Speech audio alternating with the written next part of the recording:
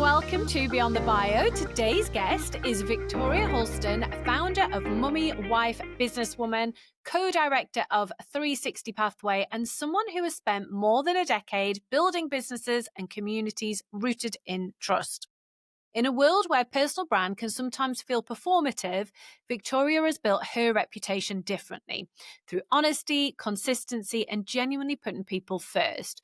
Victoria's built high-performing teams, generated millions in sales, and created communities where people feel supported to grow both personally and professionally. Now, alongside her work with 360 Pathway, she's helping shape the launch of Wellness.Club, focusing on healthy aging, intelligent weight management, and menopause support. Today, we're talking about trust, leadership, visibility, and why the strongest personal brands are often built not by shouting the loudest, but by showing up consistently and earning trust over time.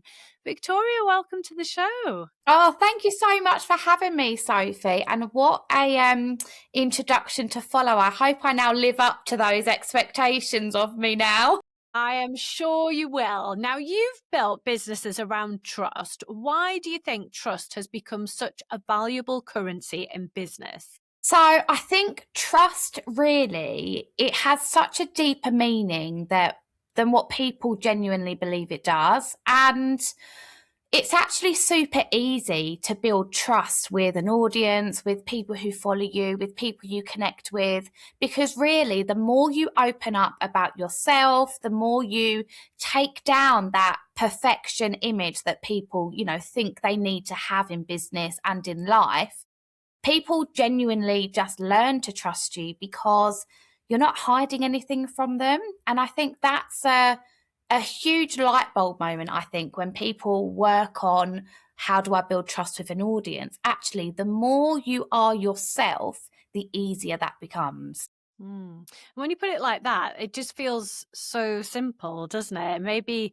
we're overcomplicating it. Do you think that sometimes people do overcomplicate personal brand when actually a lot of it just comes down to reputation and trust? Yeah, absolutely. And I think a huge thing that people sometimes sort of overlook is people buy from people. And yes, we can have these fabulous brands that marketing can put up these lovely clean images, but if your friend came to you and said, I'm using this product, I absolutely love it, you're going to go and buy that product, whether your friend sells it or whether they've just suggested something from a supermarket or anywhere, because you trust that person. And I think if you can be super honest with not only things you love, but things you don't love, things that don't really sit well with you, it's that both are just as important as each other, because, we're not everyone's cup of tea. Everyone has a certain following, someone who they really can relate to. And they can relate in so many different areas of your life and the things that you're using and what you're sharing. And I think that really comes down to how you put yourself out there. And you can overshare. I'm a huge oversharer. I really am. But I never, ever share anything in a negative way. Whatever I share in my life, yes, there's negative things that happen, probably more so than not, but I share it because everything that happens is either a lesson you learn from it or it builds relatability to someone. And then you're just, you're a normal person again. You're not that robot. You mentioned that oversharing. Where do you think the line is?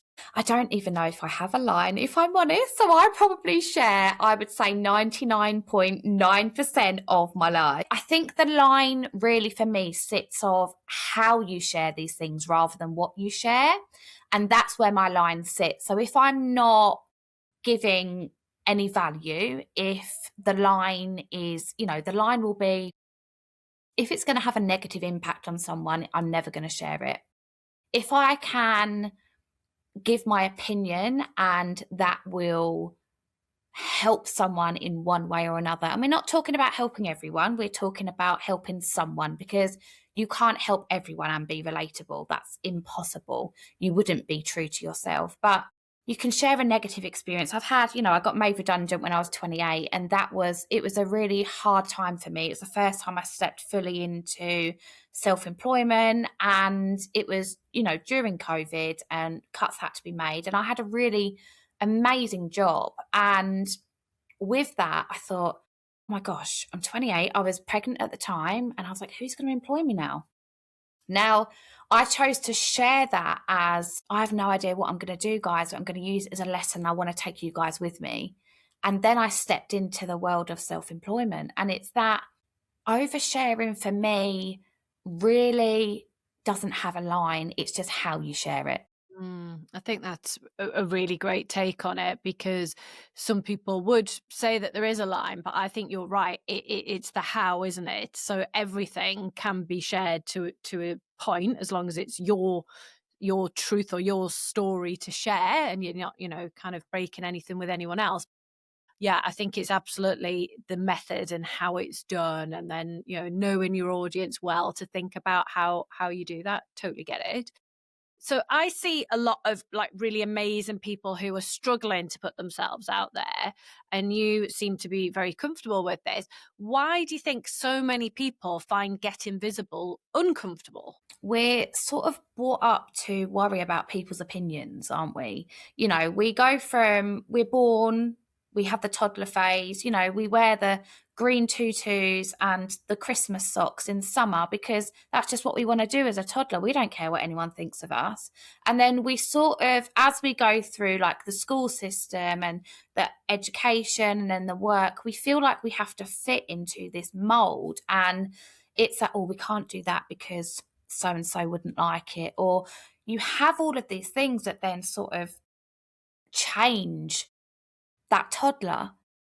And I think it's really important to get back to that toddler. And that's where we sort of have to unravel everything that we've been taught to do, to then have that confidence again to say, do you know what? I'm going to be my toddler today. I don't care. I don't care what we're doing. I don't care what people think of me, because as long as you're sharing in the right way and you're not doing it to harm anyone and you're doing it with intention, you're sharing with intention, the opinions actually don't matter, because what you'll find is you're not going to have the same opinion from everyone. And the people who have the opinion of you that you treasure and that you actually take on board and that's important to you, they're the ones that you're trying to help. You mentioned there that not everyone's going to have sort of the same reaction. Have you had any negative responses when you've put yourself out there at all? A lot. And Really? actually, to start off with, I had more negative than positive. And it's Wow. that journey of, what you'll find is when you're trying to put yourself out there, the negative response actually comes from more people you know than you think. So it's that, I had a group of friends, and I'm still friends with a few now, but I had a group of friends when I started doing social media and building a brand. And when you then do your research and you're like, right, what's my niche? What's going to get people involved? What can I share? You have to trial a lot of things. Now, this was probably 13, 14 years ago when I started my trialing of what I'm going to share on social media. And I use Facebook as a platform because I just use it as my baby. And I am on other platforms, but I think when you try and nail down something, you concentrate on one platform and the others sort of feed off it. So that's where I'm at. Then sharing more and more of my life, you'll find that people, once you start and you've not done it before, they'll be like, oh, why are you sharing this? Or, oh, she's making a bit of a fool of herself, or I wouldn't do things like that. And it's hard to get through, absolutely. But the reason I did it was because I knew where I wanted to end up. And I think you can work through any kind of emotion. You still feel it all, and it still hurts, and it's still very much there. And you'll shut that computer down and you'll say, right, I'm not doing another video ever again. And then tomorrow you'll be like, oh, actually I need to, because it's really important, because my vision is there. So you do have all of these things, but because your vision is so strong, you learn to work through them a lot quicker. And also be honest about them. guys, I had some hate yesterday on my video, but I'm still here. I'm still going because I'm doing it for a reason. Just be honest and be vulnerable. And when you've been getting this sort of negative feedback, is it people actually commenting on your stuff, or is it people saying stuff and then other people telling you, or people messaging you? What does it look like? It's a bit of everything, right? So you'll see, I mean, if you're on social media already, you'll know what the trolls are, right? The keyboard warriors. They're behind fake pictures and they're doing their little thing for their day, make themselves a little bit happier, whatever they need to do. You'll have people like that. You'll then have people who tell you, oh, so and so said this about you, and you'll have that because life is like a school playground all of the time, and people just don't realize it, especially in business. You will find that sometimes it's like an adult daycare center, and you'll find so many people thrive off drama, they thrive off negativity, and that's so far away from my life. And it's that you will get it from everywhere, I'm afraid. And Do you think it's a bit of a Facebook thing? Because I'm like you in that I focus more on one platform. So my platform's definitely LinkedIn, and you just wouldn't get that kind of response on LinkedIn. You just wouldn't. So do you think it's partly the platform that you've chosen? yeah, I think so. But I also think LinkedIn, I look at that as a business platform. So that's something I'm trying to crack right now. And that's Mm. something, I'm there. That for me is a business platform. I don't know if I would be able to share, and this is just a learning thing. I don't know if I'd be able to share as much on that platform as what I do on Facebook. Yeah, I think you're right. And I think, so Mm. if I'm looking at building a following, building trust because of me as a person and my personal brand, I think that works really well on Facebook. If I'm then looking at LinkedIn and I want to start sharing on there, I share more about my business learnings, the awards, those sort of things, the strategy that I'm working towards. They're the sort of conversations that I would have over there. So you wouldn't necessarily have the judgment because the people there, they want you to improve. Whereas on Facebook, because it's more of people don't just share business stuff, they share a lot of personal stuff. It's sometimes they like to see you fail. Mm. So I think what I'm hearing there then is that, you've chosen Facebook because it's a platform you like, you feel comfortable with, you know it, but you're very clear that you've got to kind of take the rough with the smooth with that, in the sense that, by putting yourself out there on there, yes, you're going to attract some really positive stuff from the people that you want to, but equally you're a bit more open to getting some of the more negative stuff in a way that you wouldn't with LinkedIn. But Facebook feels like a good fit for you because of all those positive things. So I guess it's just going into it with your eyes open, really. What role would you say does consistency play in building a strong personal brand? So it's actually vital because consistency means you're always there, you're always showing up, and you don't have to show up completely all of the time. You just have to be visible. I want to be on someone's social media every time they open that app.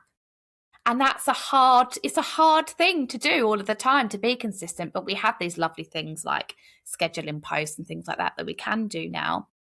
You don't have to show up 100% all of the time to be consistent. You can just give 10% of what you've got, because 10% of what you've got today might actually be your 100%. We're not running on 100% all of the time.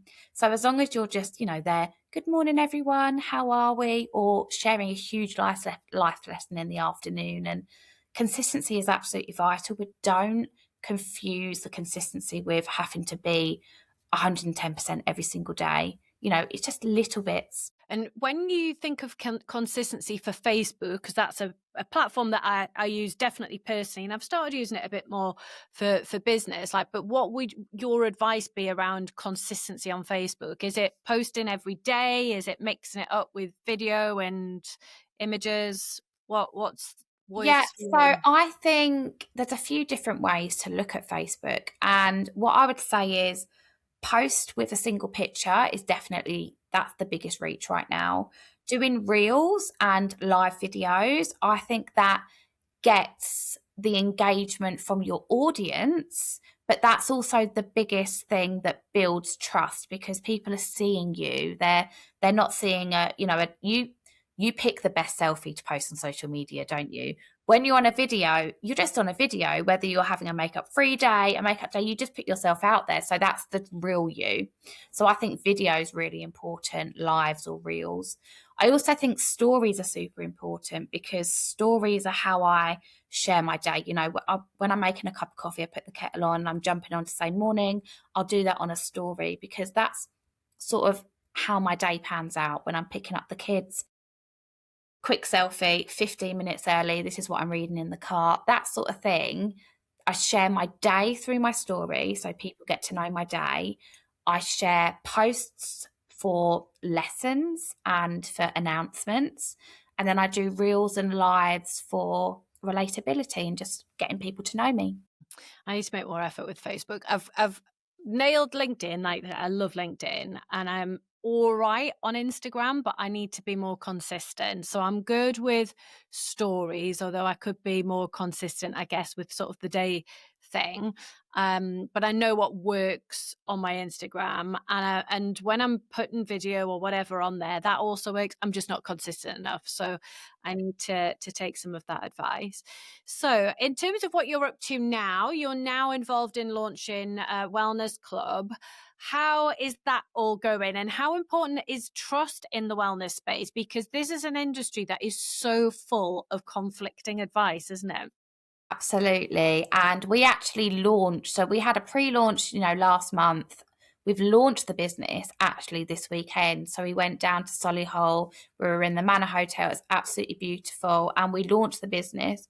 So we go live on the 1st of July. And for me, I walked away from an income and I walked away from a business prior to that, because this one caught my eye.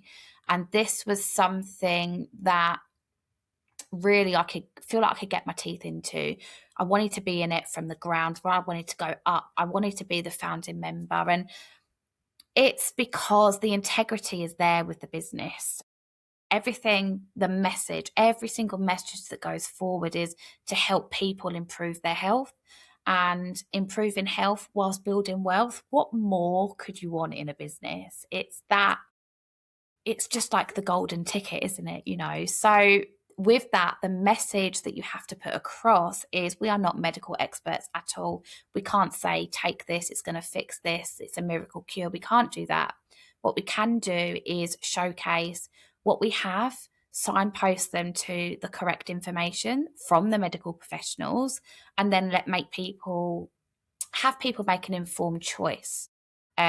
Which is really, really important when you're in that area and you don't have that medical background. So I believe in the products completely, 100%, wouldn't be all in without them. But it's just that fine line in the industry of, you can't actually say, this is the miracle cure, because, we're not medical professionals. We're just signposting people back to them. Exciting. So at the time of this recording, it's only a couple of days away till the 1st of July. So very, very exciting. Victoria, it's been super interesting chatting to you today. If anyone watching or listening hasn't come across you before, is the best place for them to find you Facebook? Yeah, of course. So Victoria Houlston on Facebook, or they can jump on my website, which is mwbw.uk, and you'll find everything on there. Perfect. And we'll pop links to both of those in the show notes to make it super easy for people to find you. Lovely. Thanks so much. Thank you for listening.